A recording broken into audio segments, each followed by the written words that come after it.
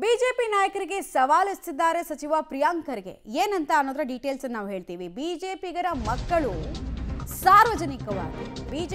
ಮಕ್ಕಳು ಸಾರ್ವಜನಿಕವಾಗಿ ಗೋಮೂತ್ರವನ್ನು ಕುಡಿಲಿ ಅನ್ನೋದು ಪ್ರಿಯಾಂಕ್ ಖರ್ಗೆ ಸಾಹೇಬ್ರ ಸವಾಲು. ಬಿಜೆಪಿಗರು ಇದನ್ನು ಪಾಲಿಸಿದ್ರೆ ನಾವು ಮಾತಾಡೋದನ್ನೇ ನಿಲ್ಲಿಸ್ಬಿಡ್ತೀವಿ. ನಿಮ್ಮ ಮಕ್ಕಳು ಎಲ್ಲರನ್ನ ಆರ್ಎಸ್ಎಸ್ಗೆ ತಗೊಂಡೋಗಿ ಸೇರಿಸಿ ನಾವು ಮಾತಾಡೋದನ್ನ ನಿಲ್ಲಿಸ್ತೀವಿ. ನಿಮ್ಮ ಮಕ್ಕಳಿಂದ ಬಡಿಗೆ ಯಾವಾಗ ಹಿಡಿಸ್ತೀರಾ? ಬಿಜೆಪಿಗರಿಗೆ ಸಚಿವ ಪ್ರಿಯಾಂಕ್ ಖರ್ಗೆ ಅವರು ಕೇಳಿರುವಂತಹ ಪ್ರಶ್ನೆ ಇದು.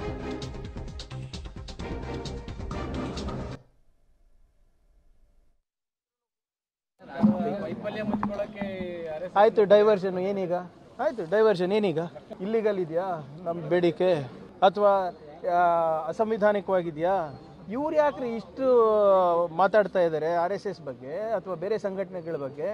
ಜಿಯೋನೇ ಬಂದಿಲ್ಲ, ಜಿಯೋ ಆರ್ಡರ್ನಲ್ಲಿ ಬಂದ್ರೂ ಕೂಡ RSS ಹೆಸರು ಇರೋದಿಲ್ಲ. ಇವ್ರು ಯಾಕೆ ಅಷ್ಟು ಹೆದರ್ತಾ ಇದ್ದಾರೆ? ಕುಂಬಳಕಾಯಿ ಕಳ್ಳ ಅಂದರೆ ಹೆಗಲು ಮುಟ್ಕೊಂಡು ಯಾಕೆ ನೋಡ್ತಾ ಇದ್ದಾರೆ?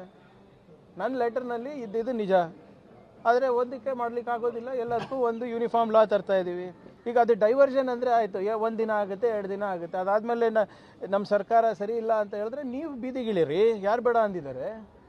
ನಾವು ಒಂದು ಒಳ್ಳೆ ವಾತಾವರಣ ನಿರ್ಮಾಣ ಮಾಡಬೇಕು ನಮ್ಮ ರಾಜ್ಯದಲ್ಲಿ ಅಂತ ಪ್ರಯತ್ನ ನಾವು ಮಾಡ್ತಾ ಇದ್ದೀವಿ. ಸಂವಿಧಾನಿಕವಾಗಿ ಬುದ್ಧ, ಬಸವ, ಅಂಬೇಡ್ಕರ್ ಅವರ ತತ್ವವನ್ನು ಅಕ್ಷರಶಃ ನಾವು ತರಬೇಕು. ಒಂದು ಒಳ್ಳೆ ಸಮಾಜ ನಿರ್ಮಾಣ ಮಾಡಬೇಕು ಅಂತ, ಒಂದು ಪ್ರಬುದ್ಧ ಸಮಾಜ ನಿರ್ಮಾಣ ಮಾಡಬೇಕು ಅಂತ. ಬಿಜೆಪಿಗರ ಮಕ್ಕಳು ಸಾರ್ವಜನಿಕವಾಗಿ ಗೋಮೂತ್ರ ಕುಡಿಲಿ ಅಂತ ಸವಾಲು ಎಸೆಯೋದು ಒಂದು ಸವಾಲ. ಅದಕ್ಕೆ ಅರ್ಥ ಇದೆಯಾ ಅನ್ನೋದು ಪ್ರಶ್ನೆ. ಈಗ ಲಾಜಿಕ್ ಇರಬೇಕಲ್ವ ಒಬ್ರು ಮಾತಾಡಿದಾಗ.